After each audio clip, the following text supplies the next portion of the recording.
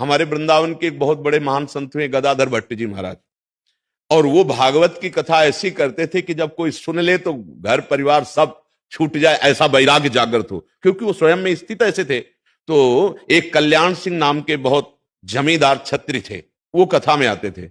अब भगवत चर्चा सुनने पर तो ब्रह्मचर्य रहना, संयम से रहना, पारिवारिक राग का त्याग करना, वो अक्षरशः उसका पालन करने लगे। अब उनकी पत्नी को लगा कि हम ना हंस के बोलते हैं ना बात करते हैं, तो बोले इसका मुख्य कारण, काफी महीने हो गए, इसका मुख्य कारण वो बाबा जी है जो वृंदावन में कथा कहता है। हाँ, अब बाबा जी का अगर अपमान हो जाए और फिर ये कथा सुनने ना जाए तो मेरे पति मेरे साथ पति जैसा व्यवहार करने लगेंगे। तो एक भिखारिन टहल रही थी जो गर्भवती थी, उसको उन्होंने अच्छे से मुद्रा दी और कहा तुम कथा में जाके इतना कह दो कि ये दे तो दिया, अब समय आ रहा है गर्भ प्रसव का, अब इसका इंतजाम कौन करेगा, बस इतना बोल दो, 20,000 रुपए लौट के आओगे सो दे देंगे। और 500 वर्ष पहले 20,000 रुपए बहुत कीमत। वो जमींदार थी, धनी की पत्नी थी, तो उसने सोचा पति मिल जाए बढ़िया बात है, नहीं तो बाबा जी के चक्कर में हमारा पति हमसे बोलना भी बंद कर दिया।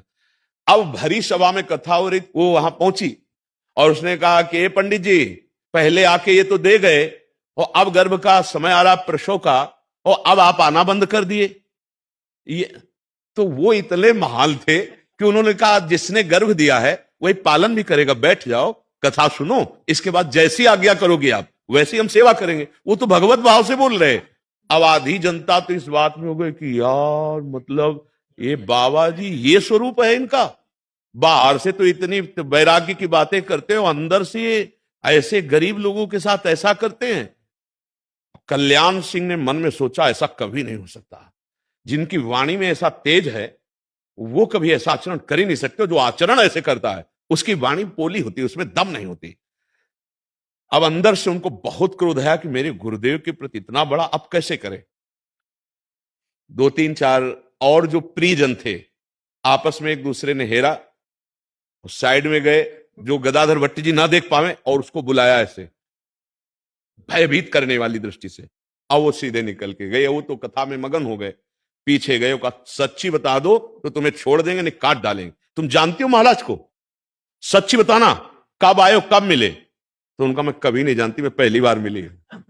बोले क्यों कहा, तो उनका इनमें से कोई कल्याण सिंह है, उनकी पत्नी ने हमको कुछ मुद्राएं दी, लौट के जाएंगी तो 20,000 मुद्राएं मिलेंगी। तो वो कल्याण सिंह ने आके कहा सभा में बोल, तब सभा में बुलवाया, सब लोगों की श्रद्धा बनी और भी बड़ी श्रद्धा उनके प्रति बनी। तो मेरी प्रार्थना है कि अगर कोई ब्लेम लगाता है आपको तो माना थोड़ी देर के लिए आपकी यश में मलिनता वाली बात आएगी, लेकिन वो परमात्मा आपको ऐसे जगह प्रकाशित करेगा कि आप देख लेना वो मलिनता आपको छू नहीं सकती। नहीं तो धर्म और सत्य की फिर महिमा क्या रह जाएगी, फिर तो हम डर कर असत्य में चल पड़ेंगे ना, कि अब हम आपको वो अंग्रेजी में शब्द ब्लैकमेल, अगर हम किसी तरह से ब्लैकमेल कर रहे हैं आप आ गए तो अधर्म बन जाएगा। फिर नहीं, डरना नहीं है, डरना नहीं, सबके ऊपर एक है आपको नहीं डरना है। हाँ, वो आपके ऊपर तो एक दाग लगाना चाहेंगे, अगर ज्यादा हो गया तो उनके मुंह में कालिक पुतवा देगा। वो बहुत खिलाड़ी है, ये भी बात आप समझ लो। आपके तो एक टिक्की लगाने की वो सोच रहे, वो पूरी कालिक उनके मुंह में। बहुत विचित्र खिलाड़ी, बहुत विचित्र। अपनी जानकारी और अपने हाथ से ऐसा कर्म बन जाएगा कि सभा में भारी बेइज्जती हो जाएगी। बात समझ लेना, जो आपको फंसाना चाहते हैं उनके ऊपर भी कोई है। जो ज्ञानी नाम चेतांश देवी भगवती हिसाब बलादा कृष्ण मोहाय महामाया प्रेक्षति, वो अनंत माया शक्तियों का स्वामी परमात्मा है, वो कैसे तुम्हें गिरने दे सकता है। डरना नहीं, झुकना नहीं, और किसी के भी धमकाने से आप कभी भी अपने निर्णय को नहीं बदलना, चाहे जितना कोई बड़ा हो। भगवान से बड़ा कोई नहीं है।